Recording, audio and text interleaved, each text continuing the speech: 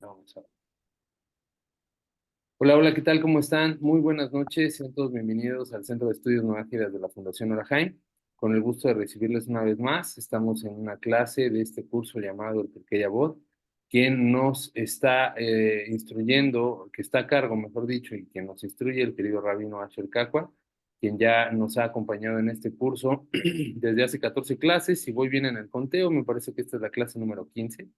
Y si no estoy mal, el Rab me corrige, vamos a abordar la Mishnah número 8 si no estoy mal, que es Sí. la que Ujú. vamos a empezar el día de hoy. Así que, como siempre, es un placer poderlos tener en la clase. Les recordamos que esta clase puede ser los lunes o los miércoles, en el horario de las 8 de la noche, hora México. Es 8 de la noche, hora México, 9 de la noche, hora Colombia, 10 de la noche, Venezuela, 11 de la noche, Argentina. Nos vamos recorriendo una hora en el uso horario.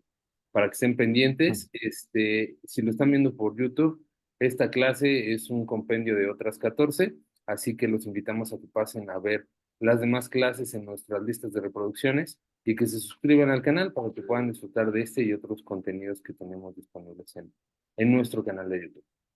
Sin más, le dejo las cámaras y los micrófonos al querido Rap. Bienvenido, Rap, espero que se encuentre muy bien y esta sala es suya. Muchas gracias. Gracias, Israel. Gracias a todos. Buenas noches a todos también. Gracias y saludos a todos los que están aquí viendo por el chat. He estado reconsiderando la idea de cambiar el horario, digamos, de las clases en la medida que a ustedes les parezca mejor, debido a que ya, digamos, con respecto al trabajo que estoy haciendo, todo se está como normalizando un poco más, de una manera un poco ya más predecible. Entonces, por lo menos comentarle, ya se miraría bien, nos podríamos de acuerdo con la fundación y eso, pero de pronto poner la clase 7 de la noche hora de Colombia o más tardar 8 de la noche, o incluso puede ser 7:30, igual eso lo vamos a discutir ya bien, lo acordamos con la fundación, pero bueno, es algo que quiero comentarlo ahorita porque comentaba los horarios, me acordé porque en algunos lugares, por ejemplo en Argentina, la señora Zuner le toca 11 de la noche y está haciendo un esfuerzo bastante grande y bueno, afortunadamente creo que ahorita puedo mover un poco el horario, entonces ahí ya les estaremos avisando. Y bueno, nuevamente gracias a la fundación por este espacio, gracias a todos ustedes por asistir. Y precisamente hoy continuamos, como decía Israel, en la Mishnah número 8, una Mishnah bastante corta, no solamente en lo que es la Mishnah en sí, sino también, digamos, la explicación tampoco es algo tan complejo, por lo menos como todo en la Torah se puede profundizar mucho más en ciertos aspectos, pero para lo que nos corresponde a nuestro estudio, de tratar de llevar esto a la práctica, al crecimiento personal, al crecimiento y mejoramiento de nuestra midot, creo que podemos abarcarlo en la clase de hoy, esta Mishnah completamente. Esta Mishnah, estamos en el capítulo 1 precisamente todavía, estamos en el capítulo 1.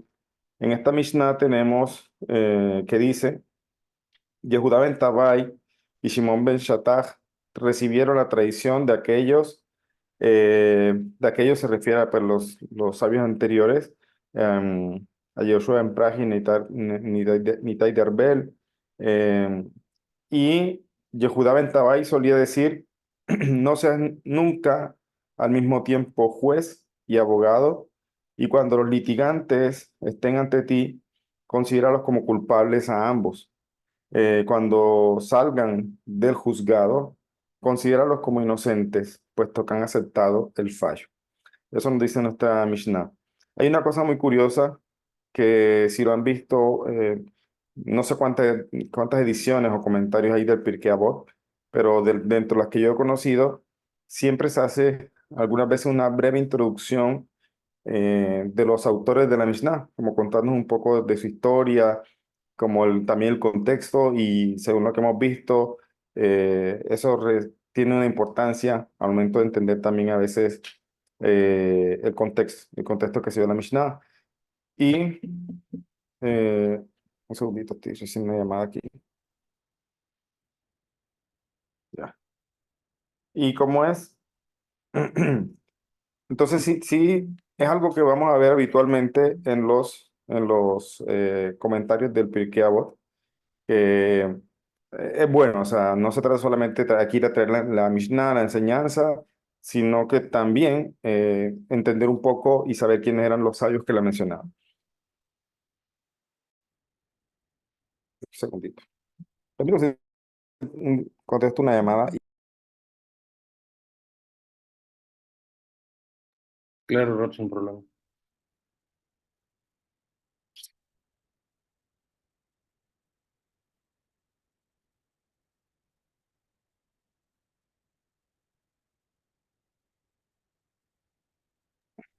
Ya, perdón. Entonces, sí, bueno, en nuestro caso precisamente hay una historia bastante interesante para, no solamente nos ilustra acerca de los conflictos internos a veces del pueblo de Israel. Yo siempre lo digo, o sea, toda sociedad tiene sus problemas porque a fin de cuentas todos tenemos una lucha con nuestro mal interno y también el mal externo que a veces se manifiesta. Entonces, el pueblo de Israel no es no ha sido alguien o un pueblo exento a estos problemas sociales. Hay conflictos internos, hay problemas que incluso hoy día se están abordando. Los sabios se preparan, los líderes de comunidad de Israel se preparan para tratar de abordar o aconsejar o guiar de la mejor forma. En Israel también hay cárceles, obviamente, ya, o sea, también hay personas judíos, algunos no judíos, etcétera, pero también encontramos problemas sociales. Es una realidad porque al final de cuentas, como seres humanos, tenemos una lucha interna y tenemos que corregir cosas. Entonces, aquí en esta primera parte, para contextualizar un poco lo que sucedía con los sabios de nuestra Mishnah, se trae una historia bastante interesante y al mismo tiempo bastante fuerte. Y siguiendo lo que dice nuestra Mishnah, de no ser jueces, o sea, no ser al mismo tiempo juez y abogado o consejero, nosotros vamos a traer esto aquí, o por lo menos yo quiero traerlo de una manera para sacar algunas enseñanzas, más no para juzgar. Evidentemente son tragedias de Israel, ¿no? Entonces aquí en las tragedias obviamente hay responsables y todo, pero no es el caso en el momento. Y dice aquí, por ejemplo, que Yehoshua ben Pragia y Nitei de Arbel habían muerto y tenían que reemplazarlo sus dos discípulos más eminentes, que era Yehudá ben Tabai y Shimon ben Shattach, pero Yehudá ben Tabai odiaba los cargos públicos y cuando a pesar de ello quisieron nombrarlo nazi, o sea, como presidente de acá lo que es de los líderes, no presidente como lo entendemos hoy día, nazi es como un líder, pero, pero también se puede entender como presidente, pero no presidente como el concepto que tenemos hoy día, sino como presidente del Sanedrín o como el encargado de algo, de un grupo, etcétera. Entonces, él no le gustaba para nada los cargos públicos y cuando se le propuso a él, él se fue de allí, huyó a Alejandría, la capital de Egipto. Esto está en el Talmud en Haggadah. O sea, no quería asumir estas cosas, no porque no fuera capaz de asumirlo, sino que le huía a estos cargos públicos y de seguro, siendo un sadik, de seguro que si en un dado caso, como pasa más adelante, le toca asumirlo, pues lo hace, pero en su momento no quería él aceptar eso. Entonces, ¿qué pasaba en ese momento en la historia de Israel? Dice, se encontraba entonces a la cabeza del reino judío el príncipe Alejandro Janeo, o como decimos en hebreo, Yanai, descendiente de los héroes hasmoneos y guerrero como ellos. O sea, era descendiente de los Hasmonaim, los héroes de la fiesta que celebramos de Hanukkah. Él era descendiente de ellos y era rey. Pero lo curioso es que era rey y Cohen Gadol al mismo tiempo. Ya, este Yanai. Entonces es algo en verdad fuera de lo común, digamos, porque generalmente una cosa es el Cohen, otra cosa es el rey, otra cosa, o sea, cada quien en su rol. Pero bueno, sabemos que en la historia de Israel ha habido crisis, ha habido dificultades, tuvo el tema de los Hashmonaí que se enfrentaron contra los helenos, etcétera. Y bueno, Yanai era rey en ese momento de Israel y era al mismo tiempo Cohen Gadol, ya. Entonces, no se ponía en duda el derecho a reinar sobre el país, pero había quien le reprochaba que tuviera ambas funciones. O sea, como que dice, bueno, que tuviera una no hay problema, pero tener las dos, como que algunos sí no estaban muy de acuerdo, o sea, de tener el rol de Cohen y de rey al mismo tiempo. Y además de eso, eh, digamos, habían ciertas personas que pensaban que no era digno de ellos, o sea, de tener también el sacerdocio, y corría un rumor de que su madre había sido prisionera en guerra, prisionera, perdón, de guerra muchos años atrás, y que por lo tanto su marido, siendo un Cohen, no tenía que haber seguido con ella. Para contextualizarlos un poco, los Kohanim tienen leyes, no son leyes de ellos o cosas que han asumido.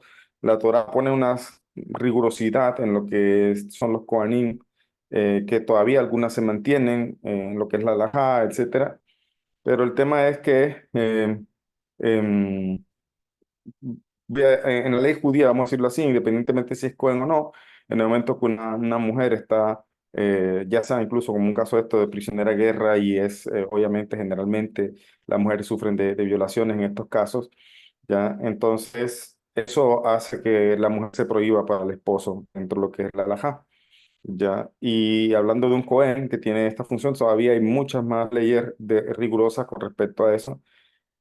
Y incluso se podía pensar que tal vez él no era hijo de su padre Cohen, o sea, tal vez podía ser fruto de esta violación. O sea, había ese rumor, como esa cosa allí que algunos asumían que en verdad de pronto no tienen la certeza, por eso se llama rumor, pero hay quienes decían que no debería este hombre tener el rol de sacerdocio, porque ahí las leyes son diferentes.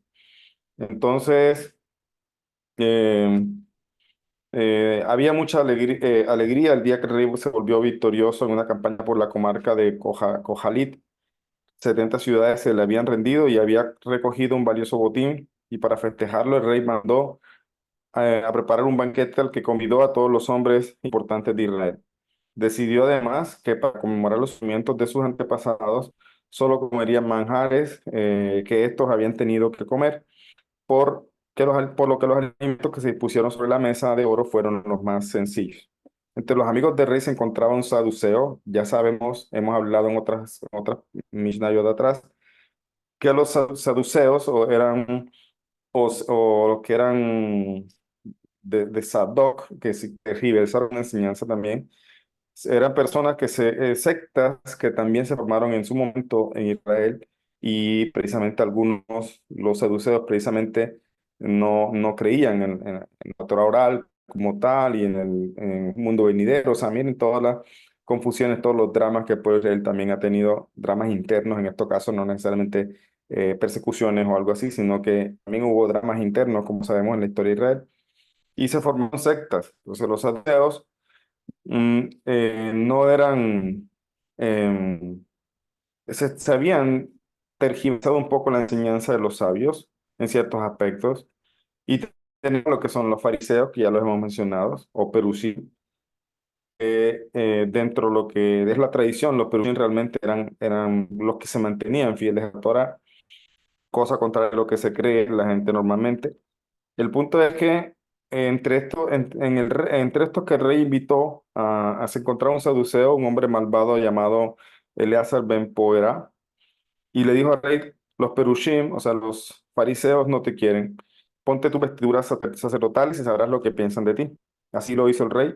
Y cuando se sentaron a la mesa, preguntó: ¿hay quienes entre vosotros que quieren reprocharme algo o desean impugnar mi soberanía? Que hablen con franqueza, pues es mi voluntad abrir mis reales oídos a cualquier reclamación justa.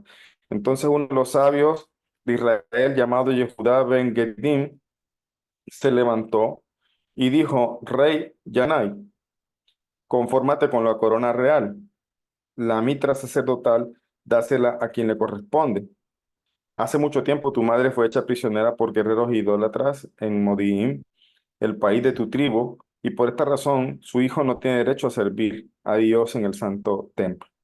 El rey tembló de ira, dice aquí, pero se contuvo y dijo: si es verdad lo que acabas de decir, si mi madre fue prisionera de guerra, me someteré a la ley, y no volveré a hacer sacrificios en la casa de Dios.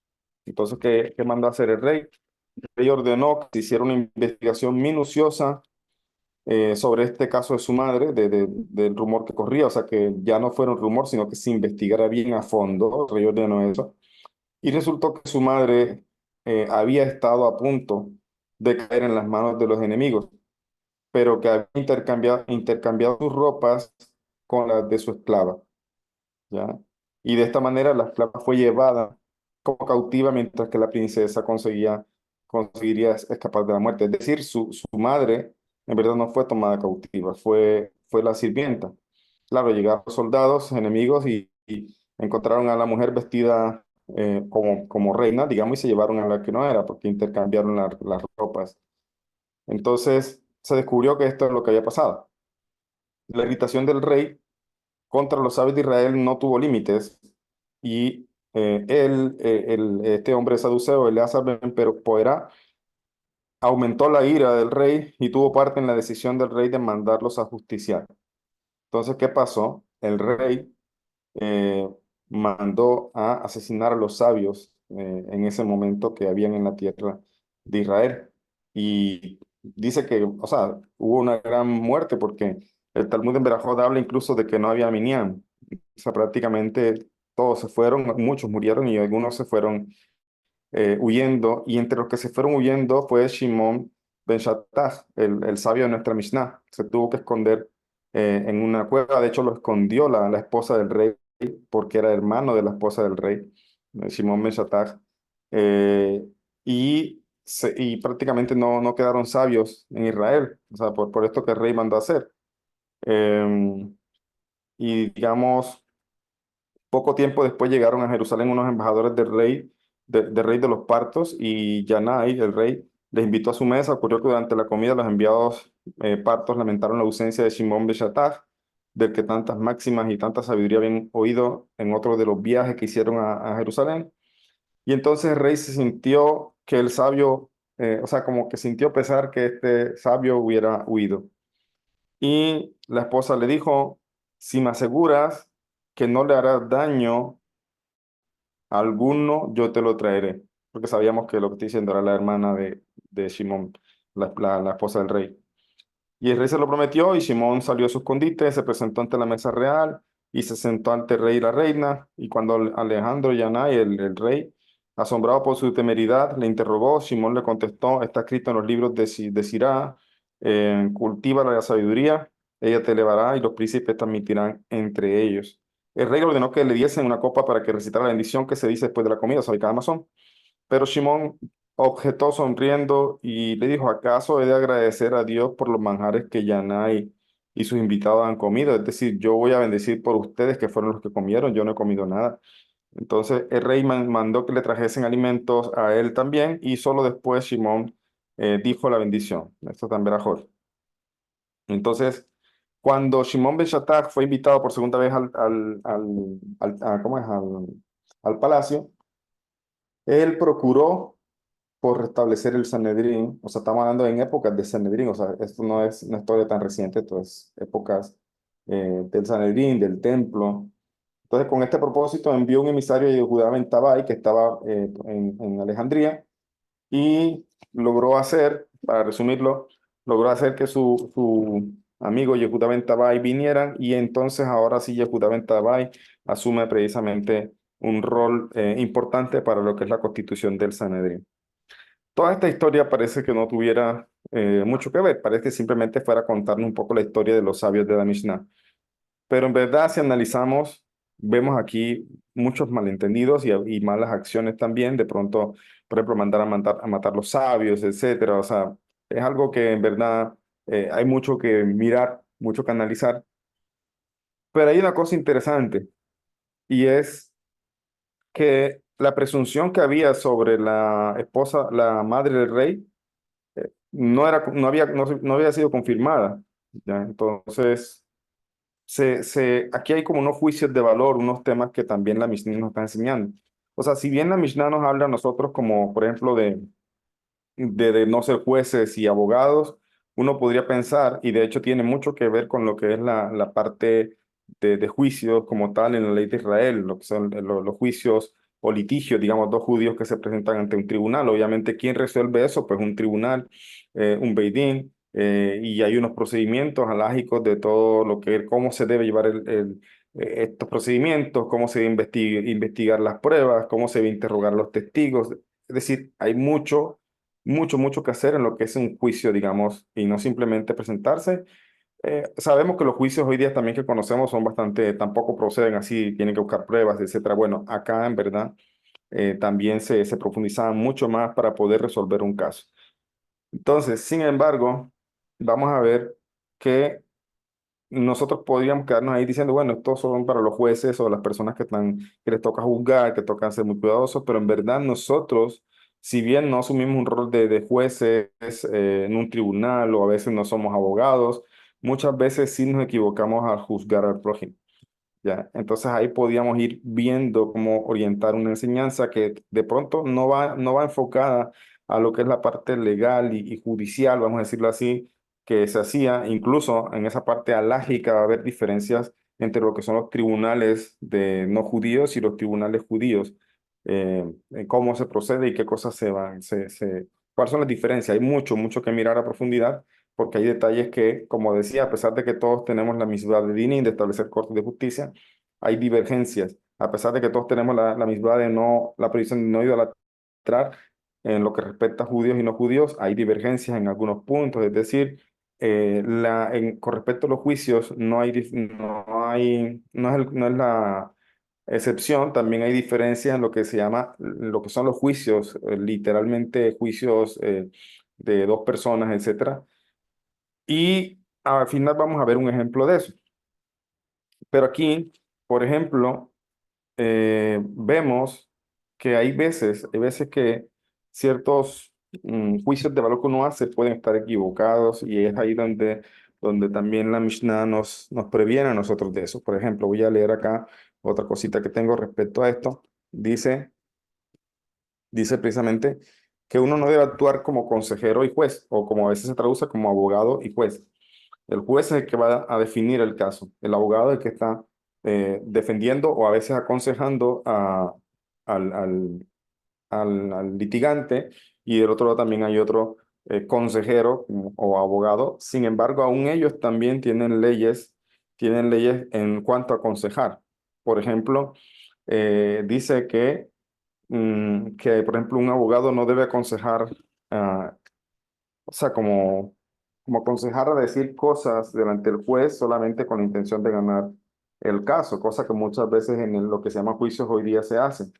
Por ejemplo, dice acá eh, que, que escribe el rabino Obadía de Bartenura, dice, no imites a los abogados que aconsejan a sus clientes los argumentos que le conviene presentar en el tribunal. Es decir, aún los abogados sí están allí precisamente para aconsejar de cierta forma, más va a tenerse en cuenta qué tipo de consejos dan, porque puede haber cosas que van en contra precisamente de lo que es la verdad de la Torá, o sea, y es un tema complicado, por eso cuando yo tengo algunos alumnos que son abogados y se hace complejo muchas veces porque hoy día muchas veces se contrata un abogado es para que ayude a la persona a salir libre, no necesariamente para que el abogado está allí para hacer justicia, sino más bien para defender a su defendido, valga la redundancia, incluso eh, que sea culpable.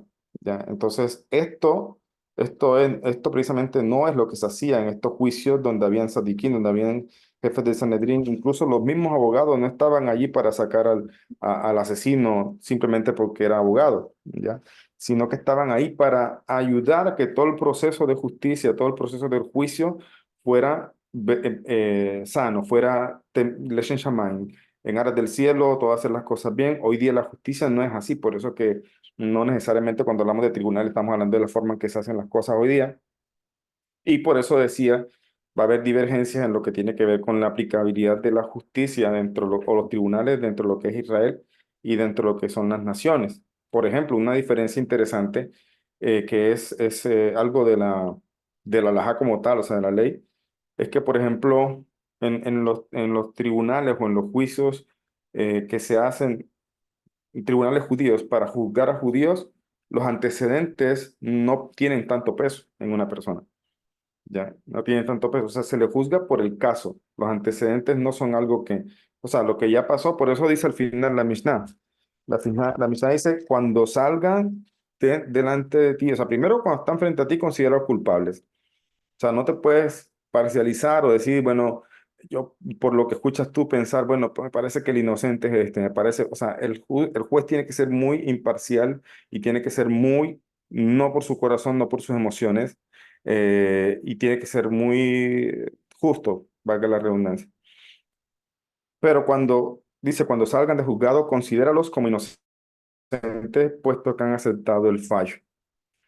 Entonces, como toda cosa en la Torá necesita explicación, dice la halajá que si digamos, uno de los litigantes es declarado culpable y él acepta y se va, entonces considéralo ahora como inocente porque aceptó el fallo. Pero dice, pero si él, algunos comentan, si este, digamos, litigante se enoja, insulta y amenaza al juez, entonces el juez no tiene por qué considerarlo inocente después de que ya el proceso se dio. Ya algunos comentan eso. Otra cosa es que lo que decía a, con respecto a lo que... voy a leer esta parte para que entiendan lo de los antecedentes. Dice, a partir del momento en que se pronuncia el fallo y el culpable expía su culpa, no debe guardarle rencor, ya, sino mirarle con benevolencia y pensar que fue víctima de un error, de una apariencia engañosa. Este comentario nos permite apreciar la diferencia notable que existe entre el derecho judío y el de las demás naciones, ¿ya? Por ejemplo, en las demás naciones, eh, pobre el reincidente, ¿ya? Dice aquí, la institución del registro de antecedentes penales ha sido causa de que muchas personas fueran condenadas precipitadamente e injustificadamente. O sea, miren cómo se puede pervertir a veces el juicio sin querer, solamente por tener un preconcepto por antecedentes. ¿Ves? Entonces, puede ser que, pero esta persona viene de tal problema, seguro que lo hizo. Entonces, ahí el juez no está siendo imparcial, se está dejando llevar de otras cosas. Por eso, la justicia judía, por eso dice, considéralo inocente, ya aceptó el fallo, ya pagó lo que pagó, eso ya quedó atrás, no guardes rencor, ahora júzgalo por el nuevo caso, no por lo que ha pasado antes.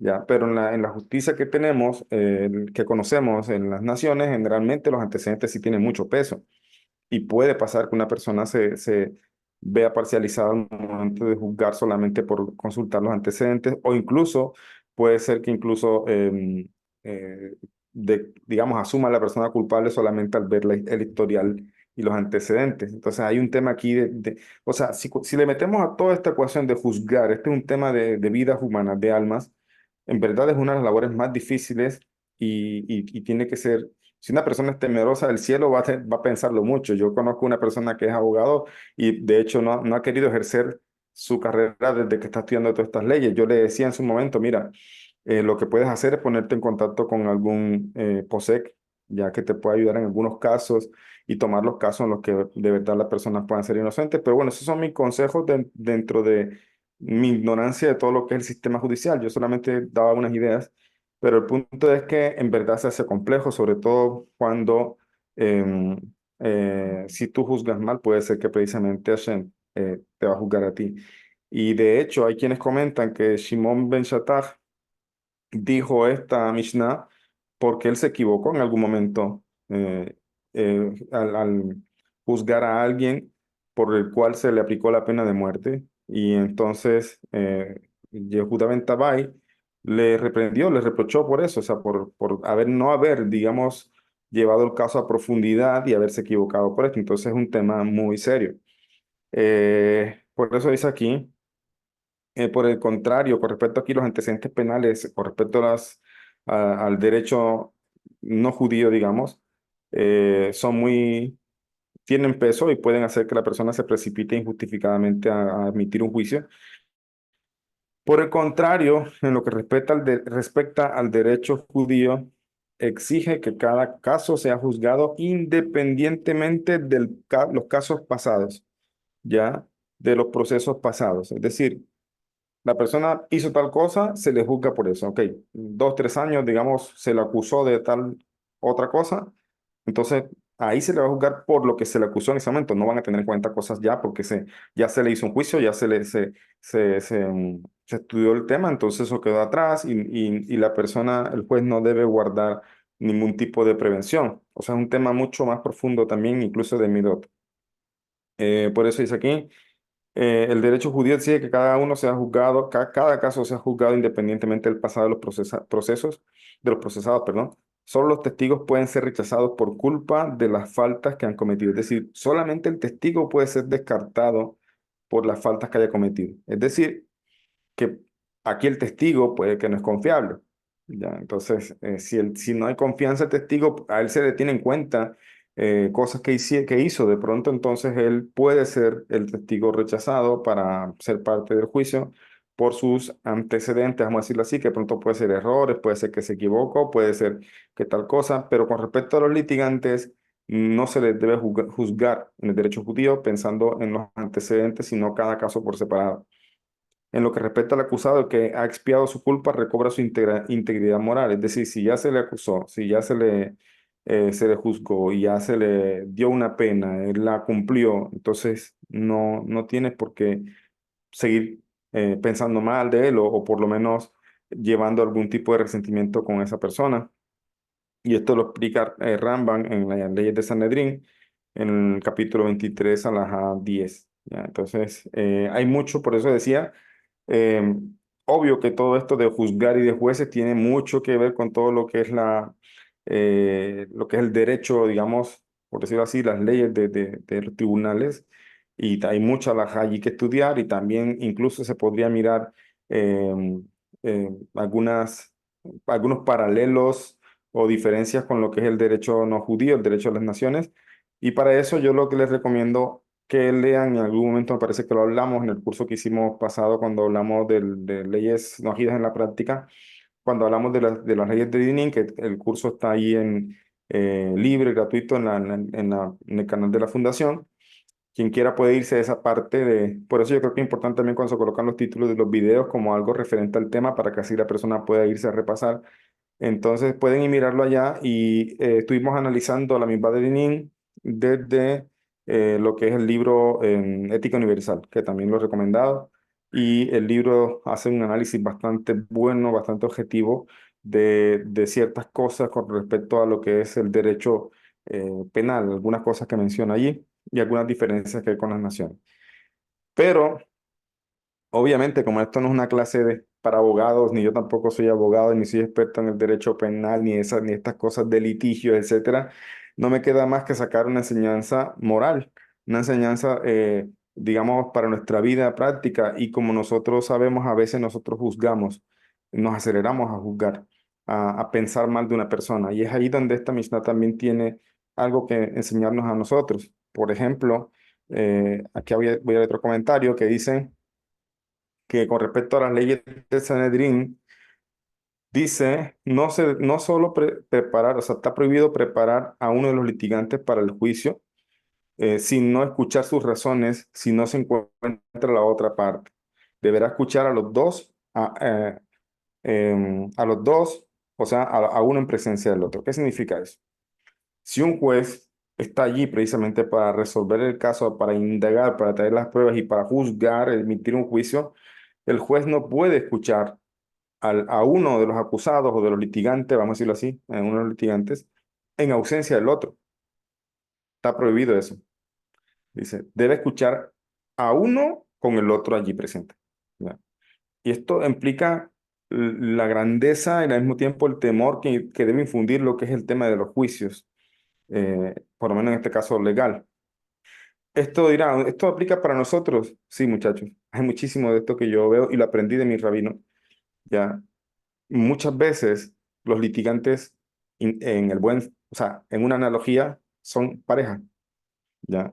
Viene la esposa quejándose del esposo, es que mi esposo no sé qué, rabino quiere un consejo, o el esposo quejándose de la esposa, y ok, espérate, vamos a hablar los tres. Cuando venga tu esposa, cuando venga tu esposo hablamos. Es decir, no me vas a hablar mal de tu esposa en ausencia de ella y quejar de todas las cosas que están mal. O sea, y como dice la Mishnah, considera a los dos culpables. Es decir, es una cosa que yo siempre enseño y mucho de lo que me toca, Hashem sabrá por qué, de que me ha tocado ayudar o por lo menos aconsejar o dirigir a veces a terapias de pareja, mucho tiene que ver con el tema de parejas. Hay alumnos que están en este momento empezando un tema de divorcio, cosa que obviamente es dolorosa, pero a veces es la solución más apropiada. Eso cada caso hay que estudiarlo, pero el punto es que generalmente, eh, viene una persona quejándose del otro, etcétera. Y yo siempre lo digo, en temas de pareja no hay culpables ni inocentes, así todos son responsables, los dos. O sea, generalmente todos, cuando todo está bien, se quieren, vacaciones, luna de miel, todo chévere, pero cuando hay problemas, y esos problemas se agravan, generalmente lo que vienen a hablar es lo malo del otro, solamente. ¿Qué evidencia tiene uno para saber si en verdad también qué responsabilidad tiene el que me está hablando? O sea, de las situaciones que están pasando. Entonces, con estos temas de pareja se hacen muy complejos, y uno tiene que escuchar a los dos. Alguien me decía, no, una persona que se separó de su esposo y me decía, es que ella me dijo esto y esto, y yo le dije, ¿por qué le crees?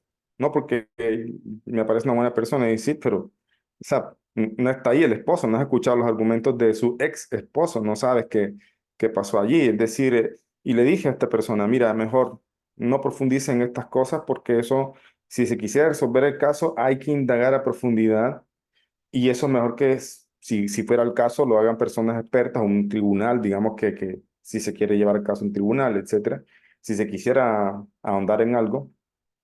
Pero el punto es que mientras no sea así y la persona se pone a indagar en un pasado, una pareja muchas veces va a salir afectada, va a salir salpicada de cosas, y incluso puede terminar en chismes también. Ya es un tema de mucho cuidado también, de ser muy prudente con estas cosas. Y por eso, cuando leíamos esto de que los dos litigantes, dicen el Talmud de Sanedrín, los dos litigantes estaban ahí cuando el juez va a hablar con ellos, no puede faltar el otro litigante. Tiene que estar allí, tiene que escuchar las dos partes. Y eso lo aprendí de mi rabino también, que en un caso de pareja él no dejaba hablar al que venía con la queja, decía, no, mira, mejor vengan tal día los dos y hablamos, ¿ya?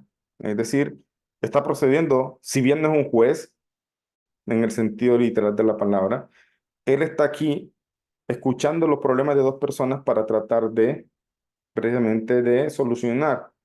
Y eso no se va a hacer de la manera adecuada solamente escuchando a uno, porque incluso la persona puede incluso ya prevenirse cuando venga el otro a hablar, ¿cierto? Escuchó todo el drama de esta persona y quejó, y mi esposo o mi esposa es esto y me hizo esto, tal cosa. Entonces, cuando viene el otro, ya la persona tiene una prevención interna, y puede que no va a ser parcial, no va a ser imparcial, perdón, no va a ser imparcial en el momento de aconsejar. Incluso ya puede estar prevenido con el esposo, puede ser lo que dijo la esposa o viceversa. Entonces, estos temas en nuestra vida en general, siempre tenemos que ser cuidadosos y escuchar las dos partes. Mira lo que pasó aquí, por eso en un momento pensé omitir la historia del rey Yanai que creí aquí, pero al final dije, tiene mucho que ver. ¿Por qué? Porque aquí se estaba juzgando, no en un tribunal, pero se estaba juzgando a la mamá de rey Yanai por haber sido simplemente secuestrada. Esto hay todas unas disposiciones de leyes para estos casos. Mujeres que son algunos también, o sea, mujeres que de pronto su esposo murió según la ley judía. No Gunot, pero no se sabe, no murió, perdón. La Gunot son mujeres que de pronto no se sabe si el esposo murió, o sea, solamente está desaparecido, no hay evidencia de que esté muerto. Ya, entonces, según la ley judía, esa mujer no se puede casar hasta que no se compruebe que el esposo realmente está muerto. ¿Ya? Y en las guerras que han habido en la constitución del Estado de Israel, hubo muchas mujeres que quedaron agunot, es decir, en la guerra nunca más vieron a sus maridos, y simplemente no importa si tenían 20 años, no importa si eran jovencitas, simplemente no podían casarse por el resto de su vida. O sea, ¿por qué? Porque está prohibido, porque tienen un esposo, a menos que se demuestre que el esposo está muerto. ¿Ya? Y entonces hay una historia sobre eso. El rabino Obadiah Yosef, de Bendita Memoria, se encargó de ayudar a esta mujer Agunot de Israel, y empezó un trabajo titánico de indagar a los sobrevivientes de la guerra, y tú estabas ahí, tú lo viste caer en el campo de batalla, o sea, él hizo un trabajo tan grande preocupándose por la vida de estas mujeres, porque es realmente triste que una mujer no pueda rehacer su vida, o que de pronto el esposo se fue para otro país, no sabe dónde está, no sabe si lo mataron, entonces la mujer más nunca puede volver a casarse, así de sencillo, la mujer judía. Entonces son casos muy difíciles, muy serios y obviamente se tratan a veces con cierta se alivianan ciertas cosas. Por ejemplo, en Talmud, en Shulchan Aruch, en Tarubot, se habla de este caso de la mujer que fue secuestrada, ¿ya? Y, y, y habla allí, la ley judía, que no es creíble un niño de testimonio, o sea, un niño menor de Bar Mitzvah o una niña menor de Bat Mitzvah, no es creíble para Edut, o sea, no son, eh, no se puede dar por cierto en cosas de la Torá el testimonio de un niño o algo así, pero Shulchan Aruch, eso entra en Tarubot, en un comentario del Shach, él trae precisamente que en un caso así, de que una mujer fue secuestrada y estaba de pronto su hijo por allí y el hijo dice, no, en verdad mi mamá no hicieron nada, entonces se podría confiar en el caso en el testimonio del niño con tal, porque es un tema aquí de la vida de una persona, entonces se podría alivianar un poco y creerle al niño, obviamente hay que hacer un estudio, etcétera, pero como vemos cuando estamos hablando de personas, estamos hablando de almas, obviamente, las cosas no se pueden tomar a la ligera, ¿ya? Porque recuerden que precisamente el Baal Shem Tov, yo lo traje en una historia hace tiempo, de que a veces Hashem nos permite ver ciertas situaciones para que nosotros juzguemos, es decir, emitamos un pensamiento o un pensar para bien de la persona o no, es decir, si no tengo evidencia, es mejor pensar para bien, todo lo que nos enseñan los sabios, porque también de alguna manera nosotros estamos conectados ese suceso y así como nosotros juzguemos, también vamos a ser juzgados en el cielo. ¿Ya? Eso lo enseñó el Baal Shem Tov, ¿ya? Entonces, una de las cosas más complejas que hay es el tema de parejas, tanto cuando se crean las parejas para crear parejas como para cuando se quieren disolver las parejas o cuando tienen conflictos de pareja. Es decir, hay que saber estar un poco preparado porque a veces puede ser que inconscientemente las mujeres hacen lo que se llama como solidaridad de género, le llaman así, y solamente por el hecho que está escuchando a su amiga que dice tal cosa, ya se lo toma muy a pecho y se enoja y le coge cierto resentimiento al esposo, y entonces ya ahí esa mujer está siendo imparcial, digo, parcializada. Y por eso dice que en estas leyes los jueces no pueden tomar ni siquiera no pueden ayudar o tener contacto de ninguna manera con los litigantes antes del juicio. Así trae. Hay una historia en el Talmud de un juez muy anciano que iba a cruzar la calle y un hombre le vio y por hacer kibud a Saken, por el respeto a los ancianos, le tomó del brazo y lo ayudó a cruzar. ¿Ya?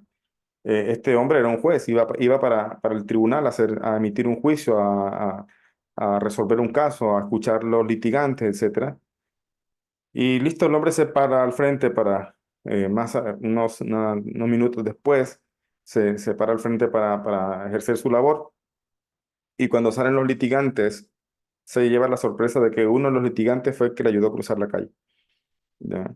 Entonces ese juez dijo que juzgue otro, yo no puedo juzgar. O sea, porque él al cruzar la calle generó en él un cierto aprecio, un cierto amor y respeto por esta persona que le tendió la mano.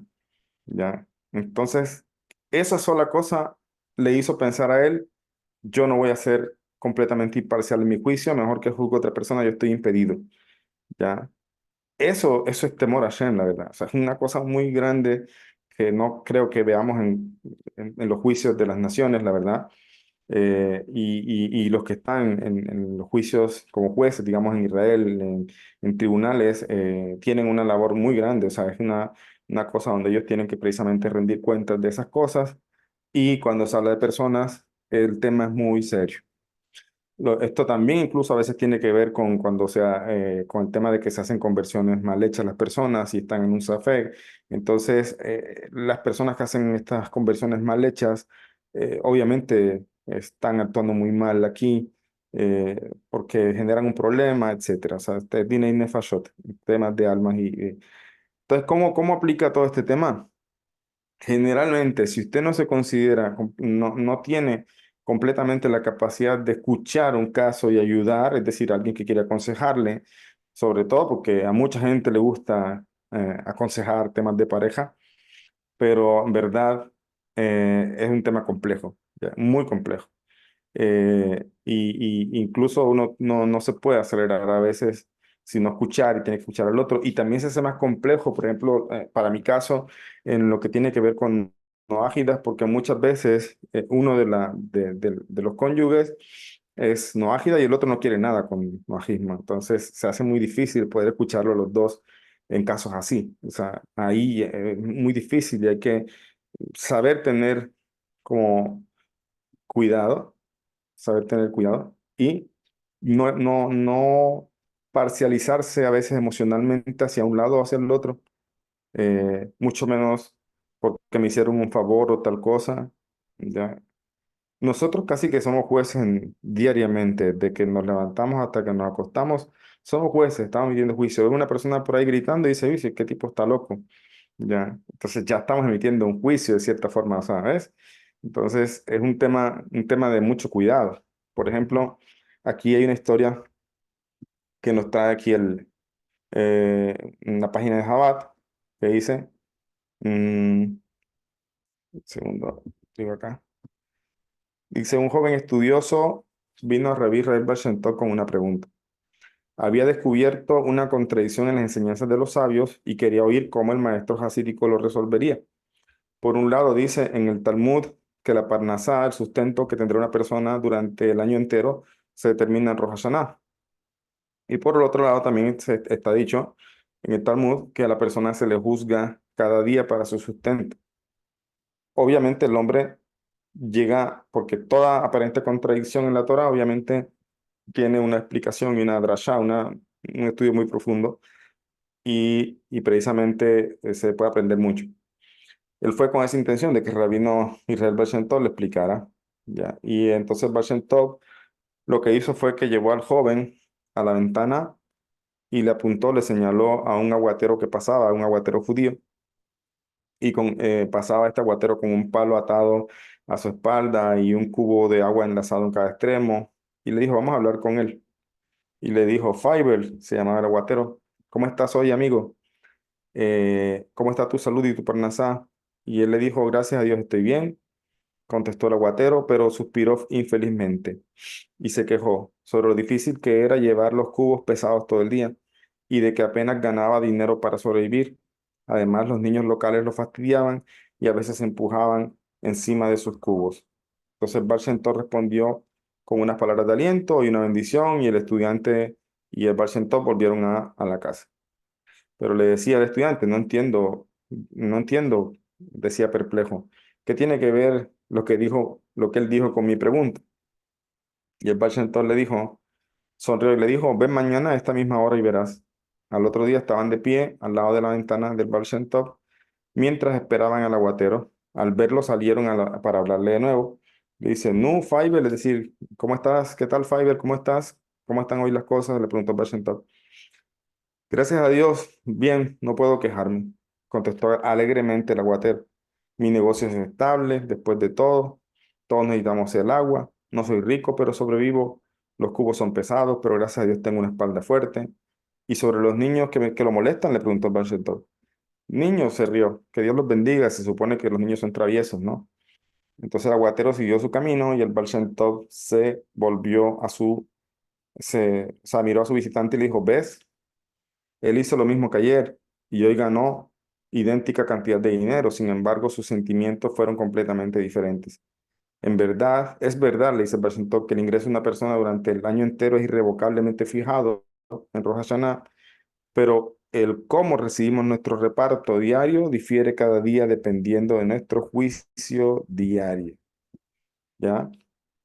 Es decir, cuando digamos que se nos destinó un dinero, una parnasá, ojalá buena para este año que comenzamos hace algunos meses, para cada uno de nosotros, con salud, pero cada día la persona es juzgada porque de acuerdo a sus acciones va a lograr, explica también el libro se llama, se me olvidó ahorita, Junte Sumaya me parece que se llama, explica precisamente cómo los actos de la persona hacen que eso que se decretó realmente se materialice aquí.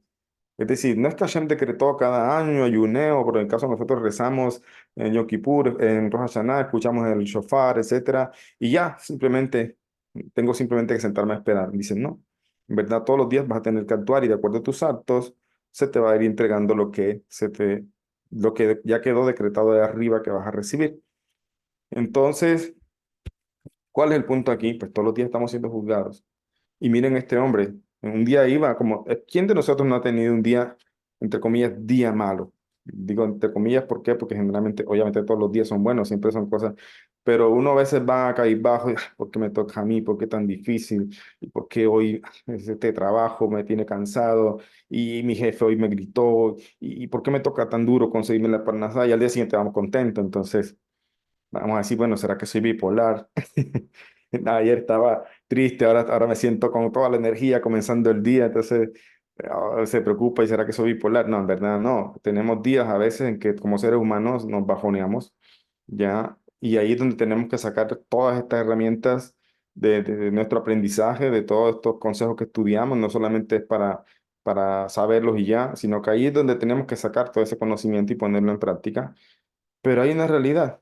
Hashem nos juzga para bien y tiene paciencia y a veces hay días donde de pronto nos quejamos, pero hay otros días donde de pronto corregimos y levantamos cabeza y vamos felices, agradeciendo a Hashem inclusive por lo que nos salió tan bien. Entonces, así somos nosotros. Nosotros estamos siendo juzgados por estas cosas. Entonces, ¿cómo aplicamos nosotros eso de no ser juez y parte? Precisamente cuando tratamos de juzgar a las personas para bien. No sabemos a veces qué día tuvieron, qué cosas le están afligiendo hoy, por qué se comportó así, ¿ya? O en el tema que decía de pareja, llega una persona y dice, bueno, tengo otro problema, no quiero seguir tal, no quiero continuar con esto, pues también tiene que escuchar al otro y también tiene que saber que ambos tienen responsabilidad y tiene que saber que debe juzgar para bien y buscar la manera de solucionar. Y si ya está en un caso extremo donde no se puede solucionar, pues eh, saber guiarles, orientarles o incluso pedir ayuda para que el divorcio se haga de la mejor forma. Es una forma saludable para todos, inclusive para los hijos, si hay hijos, etcétera. Pero vemos lo serio y lo cuidadoso que debemos ser nosotros antes de emitir juicios sobre una persona y tenemos que precisamente tener mucho cuidado porque así también se nos está juzgando a nosotros por cada cosa y en este caso que ponía el ejemplo por el tema de la parnasá, dependiendo de nuestros actos también. Entonces, si yo soy benevolente en mi juicio con otra persona y mucho más si no tengo argumentos para acusarlo o para creer lo que se dice, entonces si yo soy benevolente, Hashem también va a ser benevolente conmigo ya en los juicios que hace para cada uno. Entonces, por eso la Mishnah, como vemos, tiene mucho que aprender desde el aspecto, digamos, de lo que es ética y moral y nuestro comportamiento. Como dice Sanedrín, en el caso que son dos personas, tenemos que escuchar las dos partes juntas, no uno por un lado y entonces ya después escuchar al otro porque ya se puede perder la imparcialidad. Y otra cosa acá.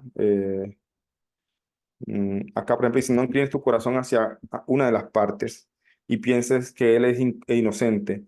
Piensa que los dos son culpables y sus argumentos son falsos. De esa manera podrás investigarlo a fondo. Imaginemos que ante nosotros se presentan dos personas, uno reconocido como una persona justa y proba y honesta y otra famosa por sus malos actos. ¿Ves? ¿Ves lo difícil que es a veces predisponerse? Soy el juez, y llega la persona que tiene el montón de antecedentes y llega esta persona que nunca ha tenido un problema. Si yo no soy cuidadoso con inclinar mi corazón, puedo empezar a inclinarlo hacia este, que ya viene dándome problemas aquí, lo traen cada rato al tribunal, ¿ya? Y realmente tal vez no tiene la culpa. Por eso el tema aquí es más que juzgar, es hacia dónde inclinas tu corazón. Es un tema también de mucho cuidado, de examinarse también uno sus cualidades. A veces uno puede inclinar el corazón o creer hacia dónde está la verdad cuando realmente no es por allí que está la verdad. Y es lo que decíamos, o sea, no, si una persona se presenta ante ti, dos personas, por ejemplo, una que tiene ya muchos problemas y otro que nunca ha tenido problemas, Entonces, la pregunta es, ¿acaso el juez deberá considerar los culpables, como nos dice Yehudá Tabay, o dirá el malvado seguro miente y el justo habla la verdad, por eso lo declarará inocente? La ley judía, siguiendo el pensamiento de la Mishnah, declara que las dos partes serán consideradas culpables. Están Hoshem Mishpat, que son leyes precisamente de Dinim. Y hay una cosa que el Rambam entra en Mishneh Torah con respecto a estas leyes del Sanedrín. Dice que los dos litigantes deben estar vestidos frente a los jueces de manera igual. Cuando dice igual no me refiero a que tengan un uniforme, que estén igual con la misma ropa, sino que uno no puede estar con harapos como pobre y el otro pues el importante de la ciudad. Dice, esto puede incluso hacer que se incline el corazón del juez hacia un lado. ¿Ya? Entonces el Rambam dice, en el momento de juzgar, tienen que ir igual los dos. Ya, no puede llegar el pobre y entonces, y el otro por allá, el tipo, el hombre importante de la comunidad. No, o sea, miren hasta dónde llega la rigurosidad y el temor de hacer las cosas bien, o sea, de no hacer que el juez tiene, digamos, no equivocarse en estas cosas. Entonces dice, incluso que aquí tengo a la persona que ya tiene muchos antecedentes y acá tengo una persona que nunca había tenido un problema, incluso así debe considerarlo a los dos culpables, incluso también a este que nunca ha tenido problemas, hasta que no se demuestre lo contrario. Pero dice, una vez que se hayan retirado de tu presencia, o sea, de la presencia del juez, considéralos como inocentes puesto que aceptaron el fallo. Y pues dice aquí también, la mayoría de las veces el que es declarado culpable sale descontento del fallo y no deja de insultar al juez. A esta clase de personas el juez no lo considerará inocente, pero aquellos que aceptaron su fallo con amor y cariño, el inocente y el culpable serán considerados inocentes por igual. Esto es el Midrash Shemuel. ¿Ya? Entonces, vemos o tratamos de aquí de sacar una enseñanza de nuestra vida práctica, en nuestro día a día, de lo que debemos cuidarnos también. Y digo, es muy fácil a veces caer, aunque sea por bucheo, el esposo de fulanita, mira que tal cosa, o la esposa, no, o sea, es un tema. Y es otra cosa, otra advertencia que digo, no está bien que la pareja vaya a hablar mal de su esposo, ¿ya? O de su esposa, con otras personas. Muchas veces son familia, muchas veces son las amigas.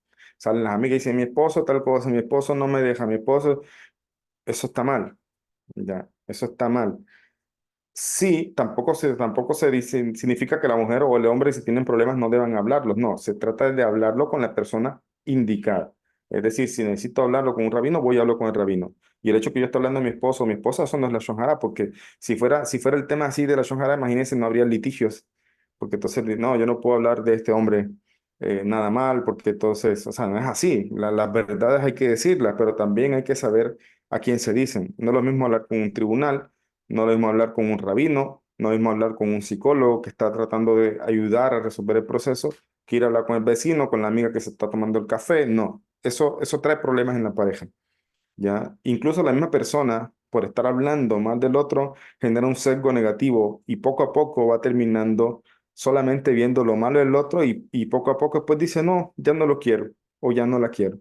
Pero es que solamente estuviste viendo lo malo y lo malo y hablando de lo malo, entonces tú te estás programando, se llama programación neurolingüística, y te está previniendo a esa persona, ¿ya? Entonces ahí estoy siendo juez y abogado al mismo tiempo, donde yo mismo o sea, yo emito un juicio, es decir, yo asumo una verdad que no necesariamente es una verdad, sino mi propia verdad, basado en lo que yo observo, en lo que yo mismo me decía y repetía de tal o cual persona. Entonces yo me generé a que mi balanza se inclinara en contra de la persona, incluso que sea la pareja.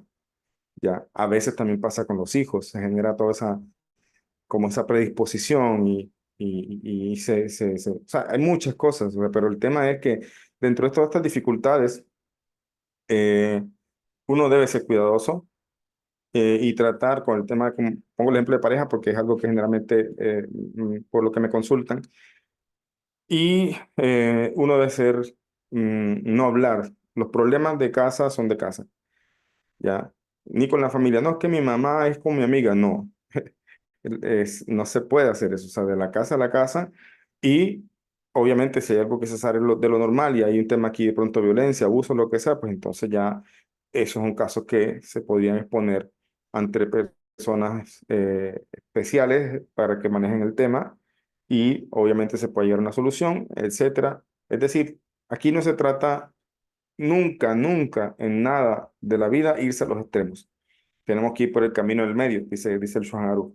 El camino del medio precisamente va a depender de muchas circunstancias, de muchos factores, de mucho contexto. Entonces uno tiene que procurar, si en verdad, primero pensar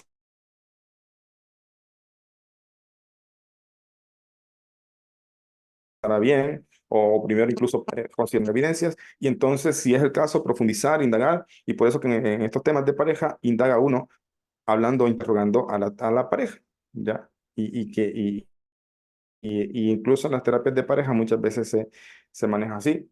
Entonces, bueno, de manera general, debemos ser muy cuidadosos, tratar de no predisponernos, tratar digamos, saber en qué cosas podemos ayudar y si no tienen la capacidad, pues que otra persona más capacitada lo pueda hacer. En temas de pareja, en temas de familia, no general, no hablar mal el uno del otro, incluso a veces frente a los hijos también se generan esas discusiones y uno le dice al otro y el hijo está escuchando y también estamos generando un problema allí de que el corazón del hijo o de la hija se incline hacia uno de los dos y empieza a darle el lado a uno, al otro no. O sea, hay muchas circunstancias en las que la Mishnah en el día a día nos está previniendo de ser cuidadosos antes de juzgar, de no dar por hecho que alguien es culpable o inocente solamente porque escuchamos sin indagar bien. Y entonces, después de que se descubre y se aceptan las cosas, pues entonces no guarda ningún rencor con respecto a esa persona con la que se tuvo la dificultad. ¿Ok? Ahí terminamos por el día de hoy esa Mishnah. No sé, damos 5 minuticos a preguntas o comentarios si tienen alguna pregunta. Adelante, señora Zeynep. Buenas noches. Casualmente, Rabino, antes Buenas de noches. yo comenzar a escuchar su clase, estaba viendo un comentario de un estudiante eh, monoteísta que preguntaba a un more, al more Yohanan Besmak le preguntaba, qué actitud Ujú, debemos tener nosotros, cómo debemos ser con las personas malvadas.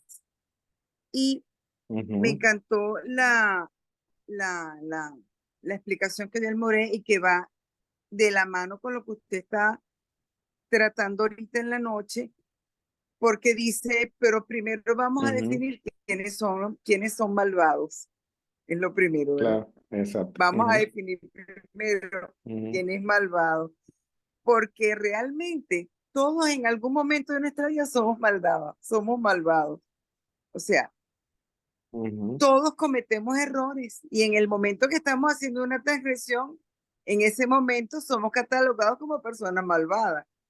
Y viene el momento de la teshuva, del arrepentimiento, ¿verdad? Y abandonamos la conducta y dejamos de serlo. ujú, Pero exacto. no podemos catalogar a las personas como malvadas, o sea, estereotipar, estigmatizar a una persona por un acto que hizo en determinado momento de su vida como persona malvada, porque todos cometemos errores y transgredimos, estamos en el mundo de la Ujú. rectificación del tikkun, Hola, hola. entonces todos somos malvados en algún momento y dejamos de serlo y Ujú, volvemos a hacerlo. Y eso es constantemente subimos y bajamos. O sea, quisiéramos ir todos en ascenso, no equivocarnos nunca, pero eso no es así. La realidad es otra. Entonces, y también comentaba sí. que en determinado momento, la persona comete un error y se puede, y ese es el proceso de rectificación. No podemos catalogar a una persona como malvada en todo momento y que no debemos ir contra la persona, sino contra la conducta. Y eso es un grave defecto que tenemos todos, ¿verdad? Vamos contra la Sí. persona y no contra la conducta. Es la conducta lo que nosotros debemos atacar para que no ocurra, no a la persona. Entonces, fíjese todo lo que usted está diciendo Y yo lo uno a eso que yo escuché previamente, digo que verdaderamente tomar el papel de juez es extremadamente delicado. Eso es una cosa demasiado grande, muy grande, muy grande. Y Ujú. imagínese usted qué delicado es tomar un juicio. O sea, pues no podemos emitir juicio. Definitivamente esto es una cosa que el creador es el único que lo puede hacer. Y las personas que tengan ese trabajo para hacer, eso es una responsabilidad extremadamente grande. O sea, tenemos por eso es que tenemos que ser cada vez mejores personas, mejores seres humanos y buscar esa empatía como seres humanos los unos con nosotros. Buscar siempre la manera de buscarle solución a las cosas, porque una persona en determinado momento puede cometer un error, pero eso no la define. La va a Sí, definir así es. precisamente levantarse del problema, no el haberse caído, porque si nos definiéramos por nuestras caídas, imagínense usted, aquí estamos todos graves, pero lo que realmente nos va a definir es levantarnos. Ujú. Así es, así es. Muchas gracias, señor Zúñiga, por su comentario. Por momentos se me perdió un poquito la señal, no sé si parece que soy yo.